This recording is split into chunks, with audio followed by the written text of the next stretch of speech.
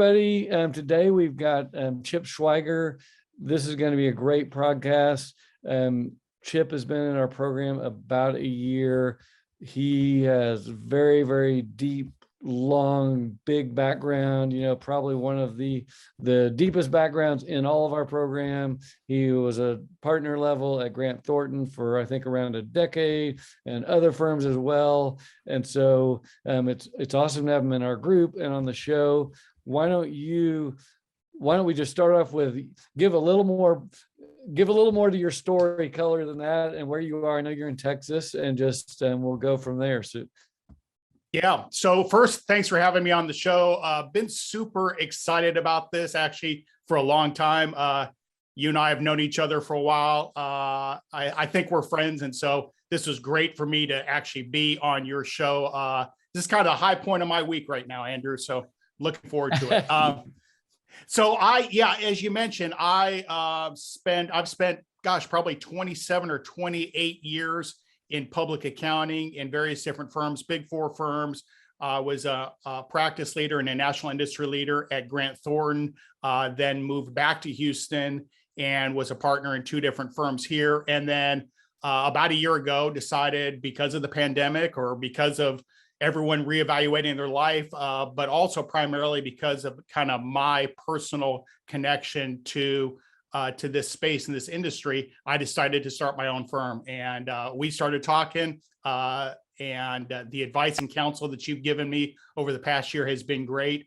And it's really been an opportunity for me to A, be in business for myself, B, serve an industry that I'm passionate about, and C, really find a way to help this industry come into the capital markets in a more meaningful way. Well, that is a great intro. And by the way, Chip is in Texas. We may hit on this a little bit as well.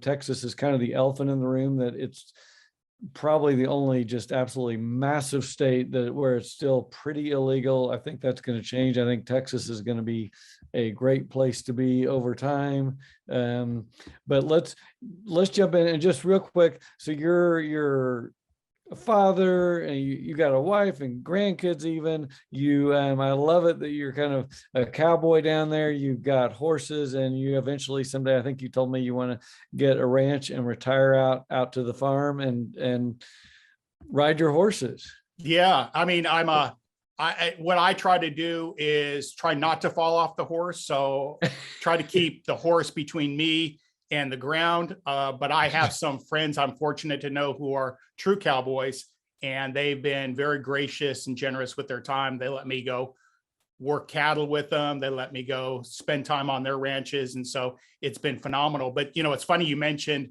I'm a proud husband to my beautiful wife, and have two great kids. They're both adults. One of them is greater than the other one because my daughter has actually given us not one, but two grandsons. My son is still trying to figure it out, but he's a great guy.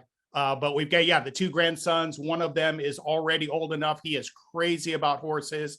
Can't wait to get over to the barn. And he really thinks my horse is his horse. He told my wife the other day that that was his horse, and that Pop had another horse.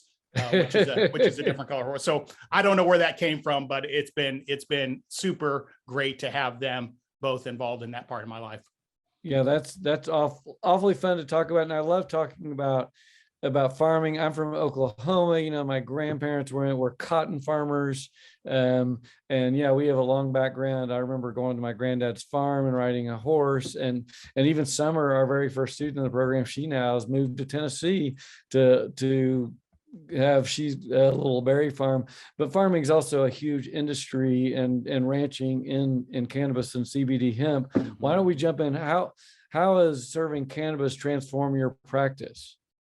It's been amazing, and for three reasons, really. I mean, one, when I first got into this space, meeting all the people, and I really tried to, upon your advice, I really tried to go out and meet some of the legacy operators, meet the people who have been under the canopy, meet the people who have really been leaders in this industry for so long. And they were all, it's just amazing how welcoming they've been. They've said, look, we need accountants and lawyers and bankers in this industry. We'll get to talking about banking in a little bit, but bankers and lawyers and accountants in this industry, and it's been so welcoming. So that was really personally transformative for me, and it's also transformed my practice and my business. Two, there is so much as we inch towards federal legalization in this industry, that brings with it more legitimacy to all the operators in all the states. And that just brings more opportunity, I think, for the capital markets and for the economy to work well. I'm a big fan of small business. I'm a big fan of entrepreneurs and what they do. And our industry that we work in is filled with entrepreneurs, filled with small businesses, and they really need some help. And so, as a CPA, that makes you feel really good about helping these people do what they do. I'm not in their business, but certainly helping them understand how accounting works and how the financial side of this business works. Well, that's great. And so let's transform into, so your firm specifically, since you've been at that kind of higher level, will provide support for capital raising, but also M&A and audits, or once the public markets open up, even things like IPOs and filings and 10Qs and all that stuff. What are some things that you think cannabis companies should consider as we do move forward into that environment, which is coming pretty quickly? Yeah, it's absolutely coming quickly. I mean, look, Forbes magazine talks about it, Fortune magazine talks about it, the Motley Fool talks about it. We know that what everyone's calling the green rush is on. And I think for companies that are in this, and business owners and CEOs, what they really can help themselves understand is understand take some of the tricks and tips from mainstream industries and apply that to their business. To understand what it is in terms of the specifics of the cannabis industry. And then 3, and this is really, I think, most important, understanding how capital flows in the markets, and understanding how people invest in companies, what people look for when they're investing in companies, what they want to get out of that investment. It's really a partnership. And so a lot of what I try to do is help them understand. It's probably really more like translating the language of the capital markets and finance and venture capital and private equity into the business of them running their individual cannabis companies. Well, and that relates to our next question around, most of these companies are, well, first of all, it probably takes 5 to 10 million right off the bat to start a farm or processing plant, meaning there's probably investors on day one, investors want exits. That's what they're thinking about. So what do these founders need to think about exits, and particularly around accounting and tax? I know early on it was the Wild West and they were all shoving accounting and tax off to the side, not worried about it, but I think they need to be worried about it a little bit. Yeah, well, no, yeah, absolutely. I mean, this is something that, we deal in an industry that is very complex from a regulatory standpoint. We deal in an industry that has a lot of risk associated with it. And that's business risk, just like every other industry. But that's also, I like how you said it, the compliance risk of this thing is really, really super important. And most folks that get into this business have a great love for the plant, have a great love for the industry, and really want to do good for people. But helping them understand that if you do want to create a valuable business, that you want to exit yourself someday, or something where you want to have more investments or have your investors be able to exit, there are things that you can do structurally in your business right now to create value, to create processes and procedures that will make that company more valuable. And I think it's true what you said. Typically, and historically, people have gotten into this industry and haven't really focused on that a lot. I think now, because of the growth of the industry, because of the growth of investments in this business, you're starting to see business owners, cannabis business owners, start to think about, hey, I probably need to think down the road what I want to do. And it's, if they want to keep it as a family business, I'm all for that. And we help them try to do that. And still build a valuable business that they can run with more enjoyment. If they, however, want to get more investment or have an exit in the future or some other transaction, there are things that we can help them do now that can help them set them up for success. And the great thing about it is a lot of folks are really starting to clue in on this. And so their ears are wide open, and that just makes you feel so good when you're helping people like that. Yeah, I agree. And they're slowly starting to get it as particularly now as all the news comes out of the things that were done on the West Coast and people breaking laws or doing fraud or going to jail or it's just, it seems like story after story. And so I think as we go eastward, and I say it's kind of this boom eastward of the Mississippi, and then you throw Texas in, I think investors are going to be more wary. There's going to be audit requirements on day one. I've talked to a couple of national firms recently around, and this will be interesting to see your take on this because you were out of Grant Thornton. They've got an issue that we've been kind of skirting around at the AICPA. So you've got these big national firms. The big four aren't even here yet, but the Withams and Cohn Resnick and Markham, they're all here. But if you just pretend there is no cannabis industry at all, let's just get rid of it. What are those companies having issue with? Staffing. And I talked to actually someone at Markham yesterday, and they're like, look, the only way they're already having trouble serving their existing clients because they're so understaffed. And the only way any of these firms can get staff is stealing them from each other. So it's kind of whack-a-mole or doing a merger. And so now they're trying to go into like, oh crap, we're already having trouble managing this. And there's not a whole new pool of accountants coming in. And now we got this whole new industry to serve. And so we're trying to serve this, but we don't have people to serve it. And so it's not like, some people are like, okay, Cohn Resnick or whoever's coming in, and they're going to have hundreds of people to serve cannabis. It's not the case at all. They might have 3 or 4, and they're coming looking for other people. And so we've got on the one side, the bigger firms are coming, but they've got a real issue to deal with, and it's staffing. And not to mention, a lot of these farms and startups don't really love the big firms to start with. So I think on the people looking at this as a CFO or enrolled agent or whatever, doing the day-to-day, we've got a good position for that. Well, I was just going to say, I think that there is, for individual accountants and for small firms, there is a tremendous opportunity to help be a part of the growth of this industry, because you're right. The large firms deal with a lot of complexities. I came out of a number of large firms, and I'll tell you what, I was an audit practice leader. So you can imagine, that's where I lost all my hair. You can imagine how much fun that thing was, because of the challenges of staffing and good staffing and keeping them motivated and keeping them going.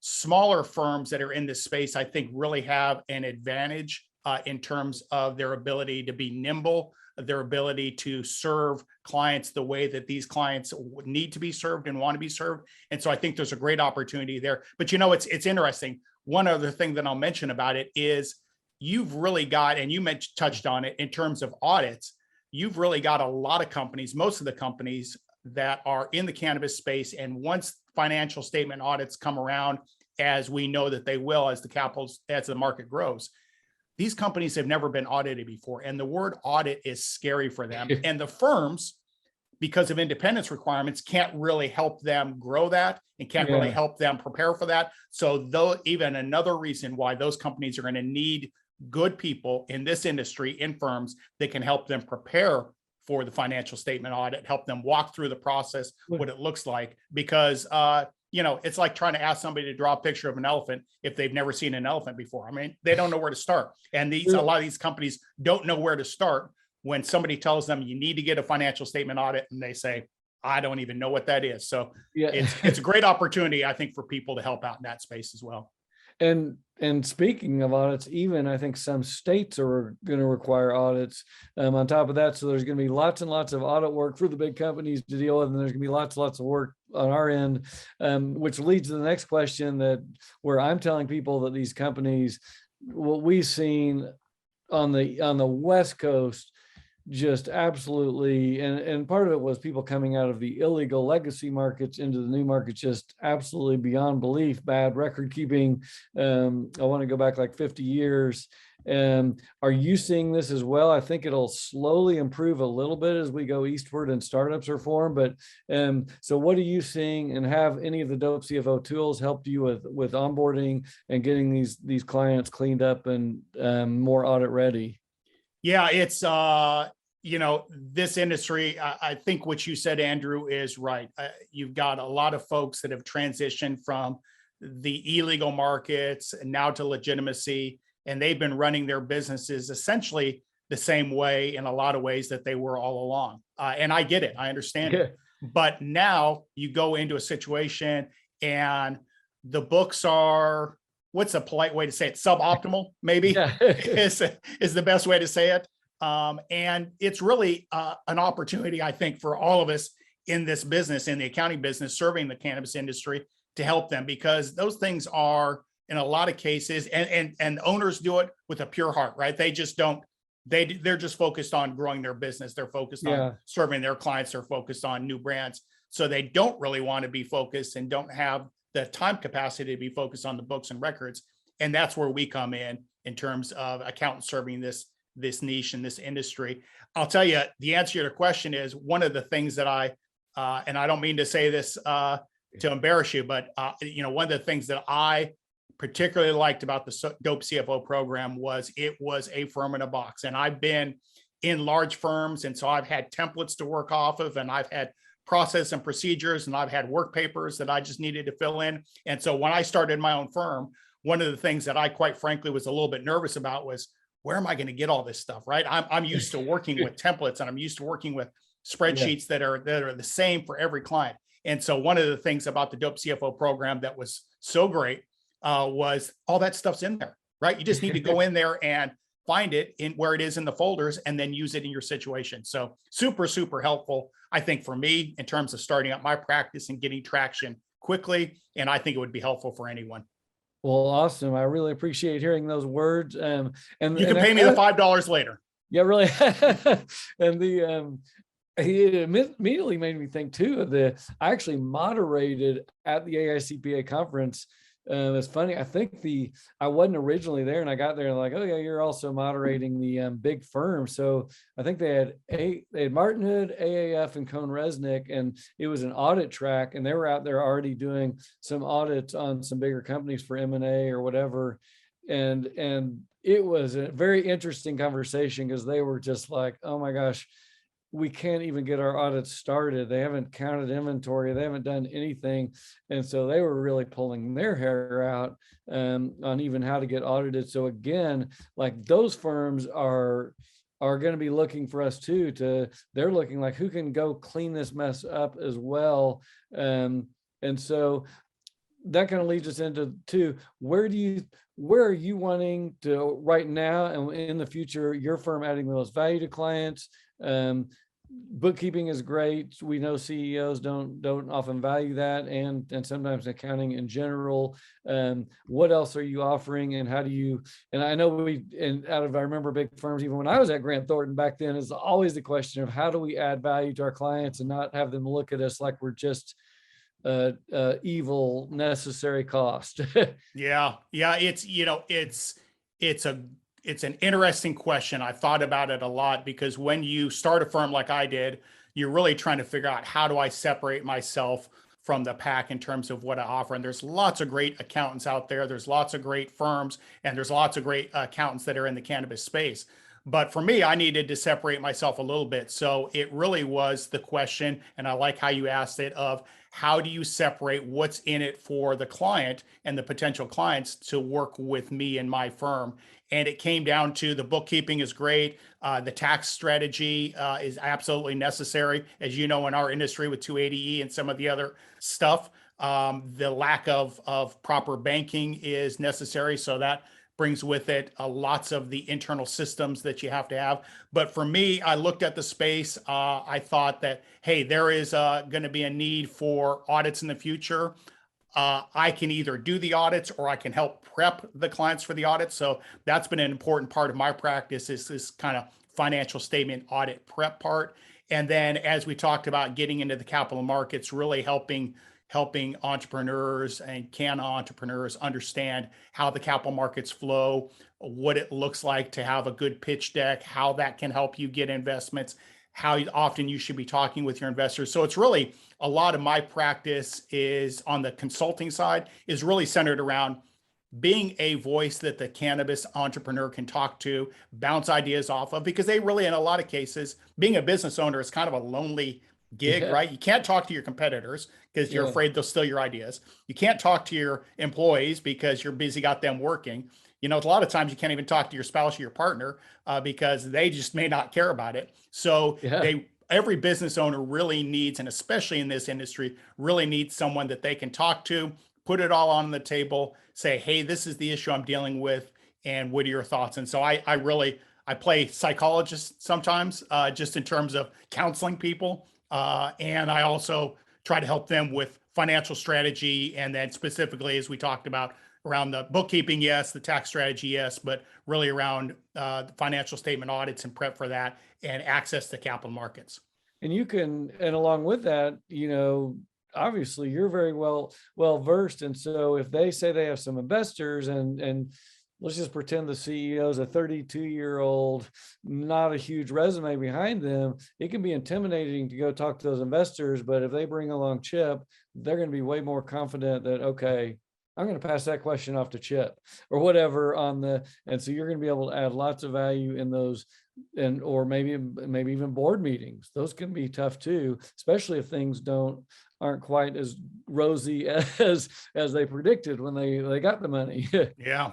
Well, and I'll tell you another thing that's been personally enriching for me is, this industry, and as more states come online, they're understanding the power that comes from what everyone calls social equity applicants, but they're really just entrepreneurs, right? They're small business Yeah. entrepreneurs. And so there is a great opportunity, I think, to sit shoulder to shoulder with folks that are entrepreneurs and help them understand and really be a sounding board for them as you get into this industry and as the capital flows in this industry. We want to make sure that you're taken care of first, that your business is successful, that you have a way to feed your family and make Yeah. a good living for yourself. And so that's been a neat part about being a CPA. It's a little non-traditional, but really helping people just on that consulting basis. I think it's I'm willing to listen to anybody, and I love solving problems. So if they have an issue, I try to solve it for them. Well, that's awesome. And that's a huge advantage as well. I just got back from another conference, and this will kind of relate into our next question. And the keynote speaker was a CPA that had built multiple seven-figure firms, and he had a couple. Actually, his three key ideas are all within our many ideas. And so one of them, I mean, his first two were just, do great work and you'll get referred to other people. That's the obvious one. And then he talked about instructing. That's how he built. Every time he would get out there and start instructing on whatever his niche was. And I know you're doing that as well. So tell us a little bit. So that's our I and VIP. It's very, very easy to do in this space since there are we had a little bit of a break with COVID, but now it's ramping up. There are going to be more events than we can ever even all attend. I know you're out there already instructing and getting in those events. And kind of how does that relate to 2022? It's going to be a very big year. What are your plans for 2022? Are you going to be speaking in more events, or is that get too overwhelming as well? I love speaking at the events. I get a lot of energy out of talking with people, just kind of the way it is. So COVID was, as you can imagine, was horrible for me because you didn't get any human interaction. So I love speaking to people. I love helping entrepreneurs and business owners understand this industry from a financial and accounting standpoint. So I've got a conference that I'm speaking at the end of February in New Mexico, which is a fascinating new state. We talked a little bit about Oklahoma. New Mexico is going to be great. I think they're doing it the right way. And so it'll be great to go visit there and talk with those folks. Last year, you and I attended MJ BizCon a couple months ago. And so planning to attend that again and really looking at continuing to be involved in the industry in terms of instructing the I really just call it, talking with people about this business. And it's so great because they love to hear it. I mean, they've got their cameras out and they're trying to take pictures of the slides. And I said, folks, all of these are going to be available later. I'm going to give them to you for free. You don't have to worry about it. This is my gift to you.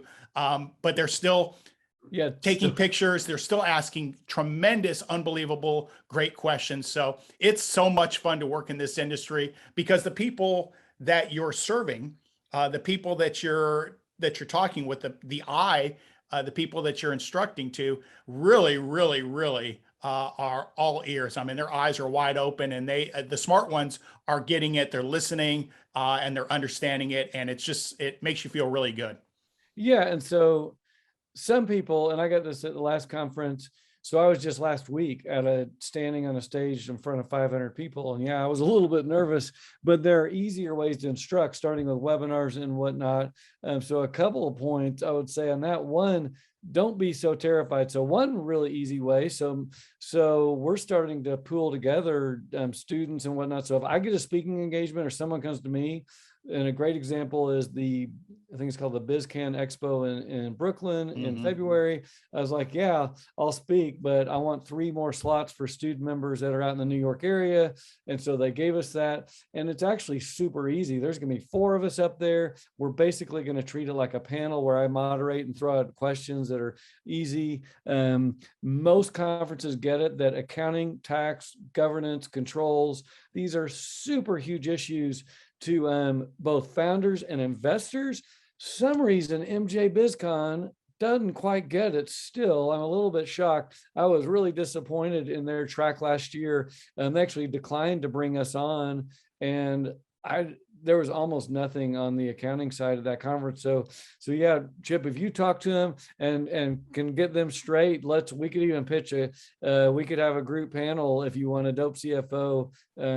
I think they're going to hopefully wake up and see the light that they need to have some dope CFOs in there talking about whatever accounting, tax, 280E, et cetera. So we'll see what happens with that. We talked about dope CFO, maybe anything else, anyone thinking about getting into this on the dope CFO side? And you can say the good, the bad, and the ugly. Yeah, I think if there's somebody out there listening to your podcast that is not sure if they want to get into this industry and they're not sure how to do it, I would tell them I was in the same spot. I had the same questions that they had. I had the same curiosities that they had about, would this dope CFO program really be good for me in my practice? And I'm telling you what, I took the plunge. I went on faith. I put it out in the universe, and it has returned to me 4, 5, 10-fold, just because of the tools that we have in our program, the network of people. And, we haven't talked a lot about that, but even when I spoke at the Lucky Leaf Expo in Oklahoma City, I was there with another dope CFO member. She was speaking in another session. And you know what? There was shared a commonality there, and we've since become good friends. Got to know her husband, and we've been talking. So every time we go to speak at something, we look for the other one. Hey, if you're there, okay, I'm a little bit nervous about this, so just stand with me. But I think that the dope CFO program is great, and it really is, as I mentioned before, it really is a great firm in a box. And the best part about it, and which we haven't talked a whole lot about, is the Facebook group, right? You have 200 or 300 other folks that are in this industry from all different enrolled agents and CPAs and lawyers and CFOs, that if you have a question, and I tell prospective clients this, if I don't know the answer, I know somebody who does. And that group has been worth the price of admission in my book. Yeah, it's amazing. And I agree. And thank you for all those words. That community now, it's just awesome. We're active 7 days a week, and the topics are just, accounting and tax and court cases, but much deeper, banking and software and operations and where to buy an extract machine or whatever. That's only going to get better. The other thing is that you noted, the community, even though we've gotten a little bit bigger, the community feels so much deeper. I mean, we're having a couple of live calls a week. We have a call today, one tomorrow.